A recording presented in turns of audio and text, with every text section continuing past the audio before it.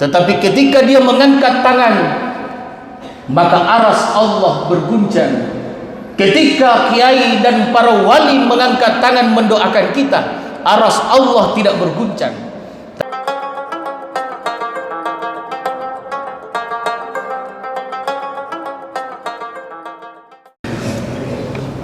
Bismillahirrahmanirrahim.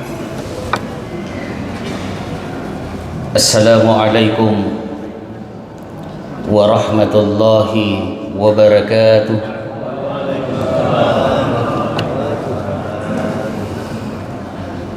Bismillahirrahmanirrahim. Syahrul Ramadan alladzi unzila fihi al-Qur'an hudan lin-nasi wa bayyinatin minal huda wal furqan. Asyhadu an la ilaha illallah wahdahu la syarika lah wa asyhadu anna Muhammadan abduhu wa rasuluh. Amma ba'd. Kaum muslimin dan muslimat jamaah tarawih yang dimuliakan Allah Subhanahu wa taala.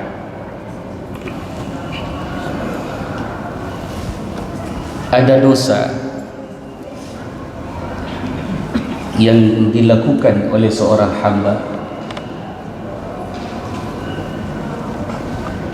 tidak menunggu orang itu mati, lalu Allah akan memberikan balasan dari perbuatan dosanya. Dosa meninggalkan solat, tanggung jawabnya setelah mati. Dosa meninggalkan puasa, tanggung jawabnya setelah mati. Dosa meninggalkan infak, zakat dan sedekah, tanggung jawabnya setelah mati.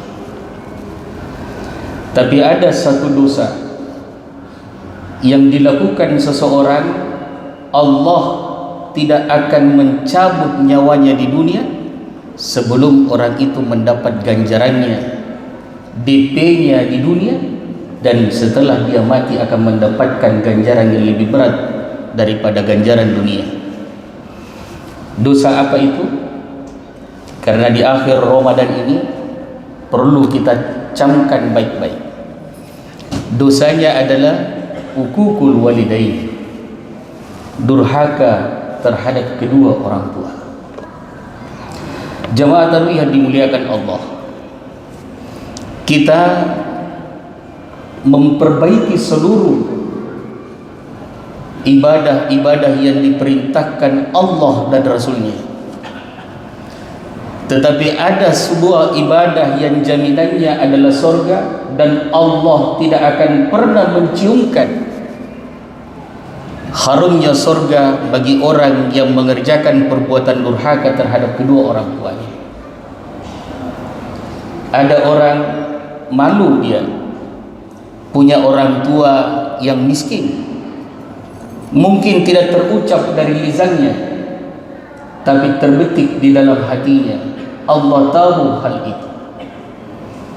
Ada orang kaya raya dia, hebat hartanya di dunia, tetapi orang tuanya tidak memiliki perubahan apapun. Bahkan ketika dia pulang kampung memperlihatkan seluruh keberhasilannya, dia tidak pernah membanggakan orang tuanya, tapi orang tuanya tidak berhenti membanggakan anaknya. Sekalipun pemberian anaknya tidak begitu banyak, tapi orang tuanya begitu bangga terhadap anak yang berhasil dengan karirnya. Mana ada seorang orang tua di saat menantunya atau anaknya punya emas yang banyak, punya harta yang luar biasa, lalu kemudian dia minta bagian daripada harta yang kita miliki? Tidak ada orang tua yang seperti itu. Kalaupun toh ada, itu artinya bahwa ada hubungan yang sangat luar biasa antara seorang anak dengan orang tuanya. Jamaah yang dimuliakan Allah Subhanahu wa taala, berapa persen di antara kita yang mencium tangan kiai, berlomba-lomba duduk bersama dengan ulama, mencium, mengambil air minum bekas kiai untuk diminum, Tapi ada seorang anak yang jijik terhadap orang tuanya ketika dia mau minum bekas orang tuanya, padahal itu adalah orang tuanya sendiri. Jemaah yang dimuliakan Allah, demi Allah, saya menyampaikan satu hal. Ketika ingin dibandingkan antara bobot doa orang tua dengan doa para wali Allah, 1000 wali Allah tidak akan pernah sama dengan doanya orang tua. Jauh lebih besar dan hebat doa orang tua, sekalipun orang tua yang berdoa itu tidak sehebat ibadahnya para wali dan ulama. Tetapi ketika dia mengangkat tangan, maka aras Allah berguncang. Ketika kiai dan para wali mengangkat tangan mendoakan kita, aras Allah tidak berguncang. Tapi begitu orang tua yang mendoakan, mungkin solatnya dia jarang, sekali-sekali dia solat, mungkin dia tidak begitu dekat dengan Allah, tapi karena Allah sudah katakan dalam Al-Quran, wa qada rabbuka alla ta'budu illa iyyahu wa bil walidaini ihsana. Setelah perintah menyembah Allah, sembah Allah, perintah selanjutnya adalah wa bil walidaini ihsana, berbuat baiklah terhadap kedua orang tuamu. Di dalam ayat lain Allah sudah katakan fala taqullahu ma'uf, dosa yang paling kecil yang dilakukan seseorang itu ketika dia mengatakan kepada orang tuanya dan ucapan paling ringan itu adalah mengucapkan kalimat tetapi ini sering dilakukan. Dia ingin masuk ke dalam surga Allah Subhanahu wa taala. Perhatikan kisah Alqamah, hebat ibadahnya, tahajudnya setiap malam, duhanya setiap hari, qabliyah ba'diyah tidak pernah dia tinggalkan, puasa Senin Kamis tidak pernah dia tinggalkan, hampir seluruh hartanya dia belanjakan di jalan Allah, infak, zakat, sedekah tidak pernah dia tinggalkan. Hebat ibadahnya, dekat dengan Rasulullah sallallahu alaihi wasallam. Tapi di saat Alqamah setelah menikah, dia lebih cinta istrinya daripada orang tuanya. Dan dari situlah orang tua tidak mengucapkan kalimat apa-apa kepada Alqamah, hanya sedikit kecewa kepada Alqamah. Ketika dia dipanggil seorang orang tua itu di saat sakaratul maut, Alqamah dipanggil orang tuanya Alqamah, ibunya Alqamah. Rasulullah mengatakan, ada apa gerangan Alqamah, wahai ibunda Alqamah? Alqamah tidak mampu mengucapkan dua kalimat syahadat, padahal ibadahnya baik. Apakah ada perbuatan Alqamah kepadamu yang membuat engkau tidak ridha? Ada ya Rasulullah. Apa itu? Di saat Alqamah setelah menikah, dia lebih mendahulukan seluruh kepentingan istrinya daripada aku. Dia lebih mendahulukan dan mencintai istrinya daripada aku. Saya kecewa dan tersinggung ya Rasulullah. Kata Nabi berdiri di tempat duduknya dan menyampaikan kepada Bilal, kumpulkanlah kayu bakar, bakarlah Alqamah hidup-hidup di dunia sebelum Allah membakarnya di akhirat. Lalu ibunda Alqamah, ya Rasulullah, apakah engkau tega membakar Alqamah anakku di depan mataku? Kata Nabi, iya, karena azab Allah di akhirat jauh lebih pedih daripada apa yang harus dilakukan saat ini. Jemaah yang dimuliakan Allah, karena Alqamah tidak mampu mengucapkan dua kalimat syahadat, karena tidak ridhaan orang tuanya terhadap perbuatan Alqamah, maka Nabi mengumpulkan kayu bakar bersama dengan sahabat. Begitu mau dibakar Alqamah, ibunda Alqamah berdiri di hadapan Rasulullah dan berkata, ya Rasulullah, demi Allah saya ikhlas dan ridho atas perbuatan Alqamah kepadaku. Diutuslah Bilal untuk mengetahui apakah Alqamah sudah mampu mengucapkan dua kalimat syahadat. Lalu kemudian Bilal melihat Alqamah mengucapkan asyhadu Allah ilaha illallah wa asyhadu anna Muhammad Rasulullah. Ketidakridhaan orang tua tidak akan pernah mendapatkan kemuliaan dunia dan kemuliaan akhirat. Jemaah yang dimuliakan Allah, itu adalah segelintir kisah Alqamah. Kalau kita Alqamah yang lain selain daripada Alqamah di zaman yang berbeda saat ini, Berapa kali kita mengecewakan mereka, berapa kali kita menggantung harapan mereka, berapa kali kita pamer di hadapan mereka, berapa kali kita bangga di hadapan mereka, berapa kali kita membuat mereka menangis.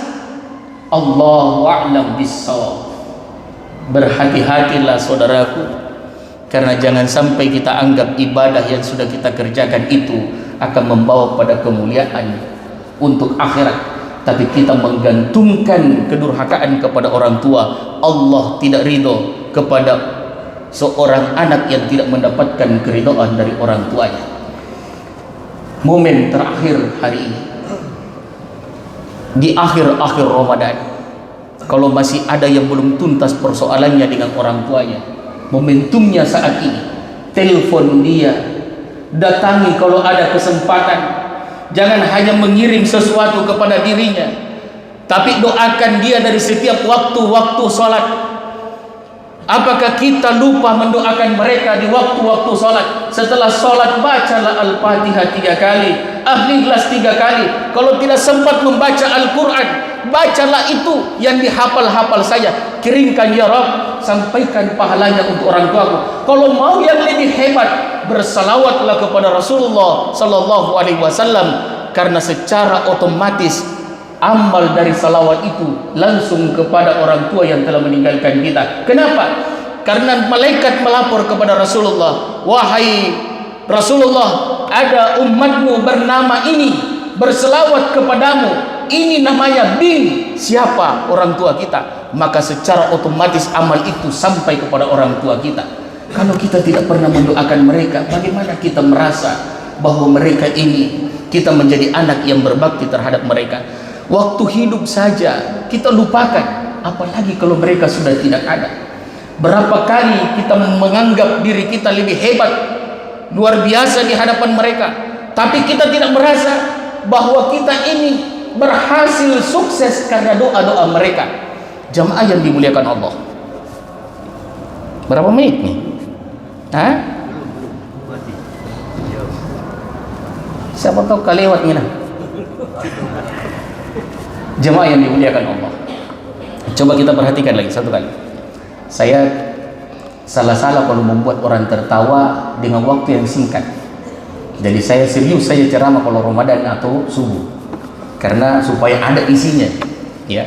Dan saya ini tugas saya menyampaikan, ya. Mau percaya atau tidak silahkan. Nanti kita lihat di akhirat nanti siapa yang diblender dan siapa yang dapat keselamatan. Ya, berhati-hati Bapak Ibu yang dimuliakan Allah Subhanahu wa taala.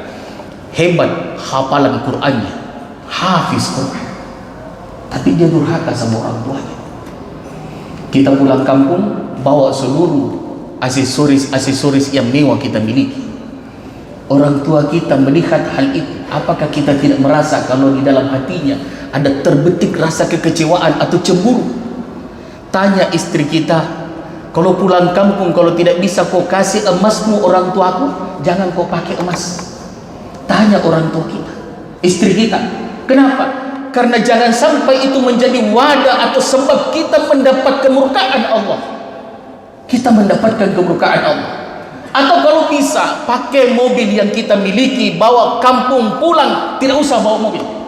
Saya demi Allah risih Pak, kalau ada di antara kita yang posting-posting makanan-makanan mewah yang dia makan berserta dengan keluarganya, orang tuanya masih hidup di kampung, telepon saudaranya, alhamdulillah luar biasa makananmu dek, ya bagi-bagi dek.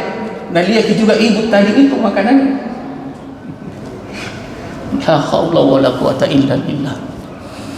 Mungkin kita merasa bahwa kita tidak berdosa dengan cara itu, tapi Allah tahu kalau kita sedang melakukan dosa yang amat besar terhadap mereka. Kita punya pangkat jabatan, gelar yang melekat, doktor, profesor yang melekat. Pulang kampung jangan menjadi raja. Berusaha larai tangannya, cium keningnya, cium pipinya. Mintalah restunya, mintalah kemuliaan agar Allah memberikan kemuliaan. Karena Nabi ingatkan, seorang anak yang durhaka kepada kedua orang tuanya, sekalipun dia terlihat senang di dunia, bahagia, hartanya banyak, Allah tidak ikhlas, wahai saudaraku. Engkau tinggalkan dunia sebelum engkau mendapatkan penderitaan di dunia. Ada yang bilang, saya bahagia saja sekalipun saya durhaka sama orang tua saya. Tunggulah, engkau akan menderita, karena Allah tidak akan matikan engkau sebelum engkau menderita. Istri, kalau itu terjadi, kalau engkau masih senang, mungkin istrimu yang akan membawa ke penderitaan. Kalau bukan istrimu, mungkin Allah akan utus seorang anak yang lebih durhaka daripada dirimu. Yang jelasnya, Allah tidak akan ridho engkau mati sebelum engkau mendapatkan penderitaan dunia. Jadi berhati-hatilah dengan apa yang kita lakukan terhadap mereka. Jangan pamer di hadapan mereka apa yang kita miliki, gelar, pangkat, jabatan, harta yang kita miliki, jangan pamer di hadapan mereka, karena jangan sampai itu sebab kita akan mendapatkan kemurkaan Allah Subhanahu wa taala. Jemaah yang dimuliakan Allah Subhanahu wa taala, terakhir dari ceramah ini, saya pernah mendengar dalam sebuah riwayat hadis Rasulullah sallallahu alaihi wasallam. Tadi masalah ibu, sekarang masalah bapak. Ada seorang pemuda yang hidup di masa Nabi. Lalu kemudian pemuda itu punya harta yang banyak. Kesenangan dunia dia dapatkan. Tapi dia lebih banyak berbagi terhadap kawan, keluarga yang lain daripada orang tuanya. Lebih senang membawa orang lain ditraktir di tempat-tempat makan daripada orang tuanya.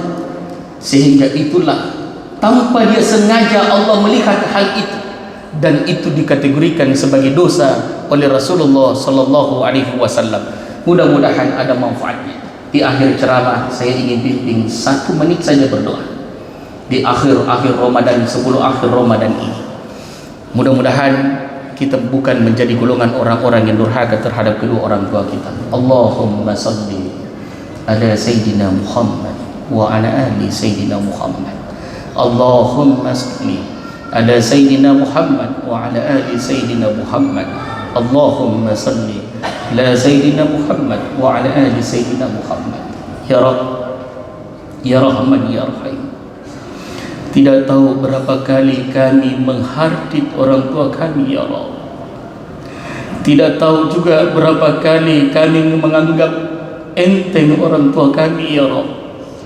Mungkin dia tidak berpendidikan, tidak memiliki sekolah, mungkin dia miskin, kasar tangannya, Ya Rabb, gelap mungkin tubuhnya. Karena itu adalah berjuang untuk keluarganya, Ya Rabb. Terkadang kami lupa untuk memberikan harga terhadap mereka, menghargai mereka. Kadang kami memberi harga terhadap mereka hanya kecil, Ya Rahman. Di saat kami memberi, merasa bahwa kami sudah berbakti. Bahkan Rasulullah sallallahu alaihi wasallam bersabda, andaikan engkau membaca Rabbi firli wali walidayya setiap engkau selesai solat, wahai umatku, kata Nabi, demi Allah, bukan dalam kategori dan belum termasuk kategori engkau berbakti terhadap kedua orang tuamu, sekalipun engkau telah mendoakannya, Ya Rabb. Berapa kali kami membuat mereka malu terhadap sikap dan perbuatan kami. Pada malam ini, Ya Rahman, saksikanlah kami, Ya Rabb. Tuntun kami, Ya Rahman. Muliakanlah orang tua kami kalau mereka masih hidup, panjangkan umurnya. Muliakan hidupnya, Ya Rabb. Kalau mereka sudah tiada, Ya Rahman, saksikanlah kami. Kadang kami lupa untuk mendoakan mereka, bahkan lupa wajah-wajah mereka, Ya Rabb. Lapangkan kuburnya, Ya Rahman. Bangunkan istana di dalam kubur mereka, Ya Rabb. Muliakan mereka, Ya Rahman. Berikan syafaat Rasulullah sallallahu alaihi wasallam di dalam kubur mereka sampai yaumil qiyamah. Allahumma salli ala Sayyidina Muhammad wa ala ali Muhammad. Allahumma salli ala Muhammad wa ala ali Muhammad. Allahumma salli ala Sayyidina Muhammad wa ala ali Sayyidina Muhammad.